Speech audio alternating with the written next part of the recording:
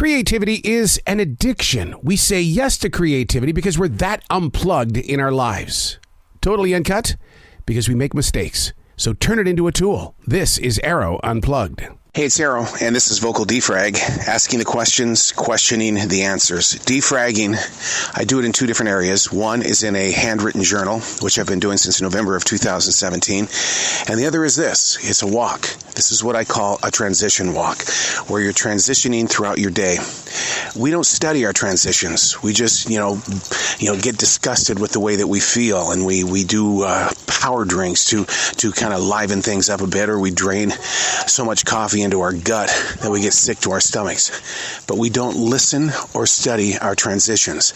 And so that's what this walk is about. It's a transition walk, and whatever's moving through the universe is moving through me, is making its way toward you. Asking the questions, questioning the answers. I was watching a program on Apple Plus TV. I believe it's called Open Door. And what this does is a machine. You lay your hands on it, and then you find out what you're really supposed to be doing in your real life. And when you think about it, you wonder, what am I supposed to be doing? Where did things suddenly shift? And how did it shift? I mean, I can openly talk 35, 40, 50 minutes here about how things shifted in my radio career, and suddenly I couldn't even get back to the original path. And yet, that 10-year-old kid is still alive in me, wondering what gives. If you can't achieve what it is that I envisioned at this young age of 10, then are you cheating on me? Being very truthful to yourself. What do you think you were supposed to be doing in life that other people's decisions swayed you away from or took you away from? In the way of bettering their business, you needed to be there for them. It's their money. You're their employee. Therefore, your dreams really aren't that important. But what do you think you were supposed to be doing? And if you were to lay your hands on this one particular machine, what do you think your reaction would be if you suddenly found out how far off your dreams you really are? I'm blessed with the opportunity to talk with a lot of creative people in music, writing, actors. So many of these people will share with you that, hey, I was doing this in life, and suddenly I found myself doing this, which led to this. Comedians who are given an opportunity to be on camera, and because society has loved them, they keep going back. But they never envisioned themselves being in that position of being on that camera. Is that part of their dream? Or are they far, far, far away from the galaxies of where their dreams were supposed to grow? Asking the questions, questioning the answers. That's what defrag is all about. And it's very tough to say and very tough to write out what it is that you think you were supposed to be doing, because you don't have the play-by-play book. That book that said, okay, this is where I need you. This is the time I need you. And please, please, don't argue with me when you get there. The turning points in your life where suddenly you were going a different direction. A good example would be, I had it figured out that I would be a master in martial arts, a fourth dan, by 2012. Yeah, well, that didn't happen. The reason why is because in 2009, July 11th, I had a heart attack. And that put me back a year and a half. And then, I got the third dan. The body was already old at that time. Does that mean that, hey, look, you're a little pansy. You could still be in class. Well, you know what? Martial arts is not about that.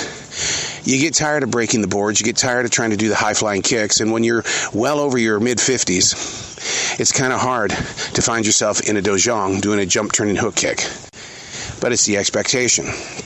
And then you start feeling guilty when the Sabanim is looking at you and you know you're not doing it right, but he accepts your body's attempt.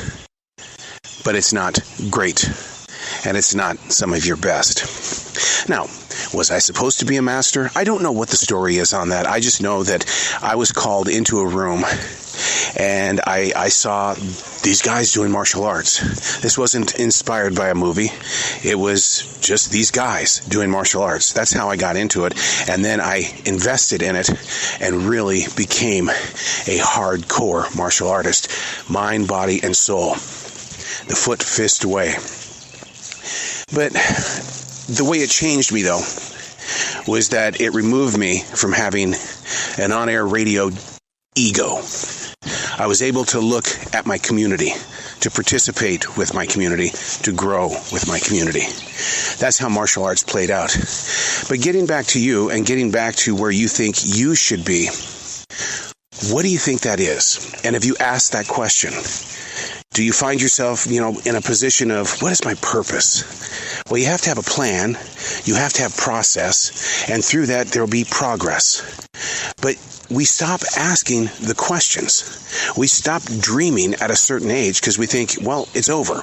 I'm 40 and by God, I should have had this at 25. I'm done. When in reality, as long as you've got air in your lungs, you continue growing. So you might be asking, well, then why don't you go to the dojang anymore? Foot, fist, way. The way is what the schools don't teach. They don't teach you the way, the journey, the inside thoughts, the mental ability to work your way through so many places of darkness, doubt, guilt, shame, learning the power of the way, and then sharing your knowledge, teaching your knowledge, becoming a part of the community on that level. Because, hey, in the real world, when we see somebody who is frumpy, who really looks like they're angry all the time, or their emotions are unlimited when it comes to having a keen sense of direction, you reach in, you help them. Teachers right now are very weak because they don't have support. They're not getting paid enough. And number 3, teachers are tired. Therefore, the community has got to take care of itself. The foot, fist way. What is your way? If you were to put your hands on that machine and it showed you your true identity of who you are really supposed to be, ask the question the answers. Who would you be? And would you be happy about that? Sure, we have a lot of times in our lives that we don't feel comfortable talking about. And we had challenges that stopped us along the way. But we think the further we get away from it, the more we don't have to talk about it. When in fact, that could be the roadblock. That could be the stone in the creek. The flow of life has stopped because of something that went wrong. Or you felt it went wrong, when in fact it could have just been a test to find out how strong you really are. When it comes to being with future broadcasters, I always tell them, find the food that you do not like and put it in your pantry or your refrigerator. And I want you to be able to look at that food every single day. Because when you get hungry, that food that you don't like could be the only protein or carb that you have. And it's going to require that for you to get through that storm. If you could have been anything else other than what you are right now, putting your hands on that machine, what would you be? I can't answer that question because all of my memories and all of my ambitions are attached to radio, the good, the bad, and the ugly. In other words, all of this had to happen for me to be where it is that I am right now.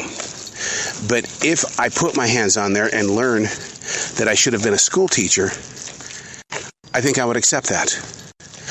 But if it told me a different story, such as, well, you need to be at a grocery store and you need to be managing people.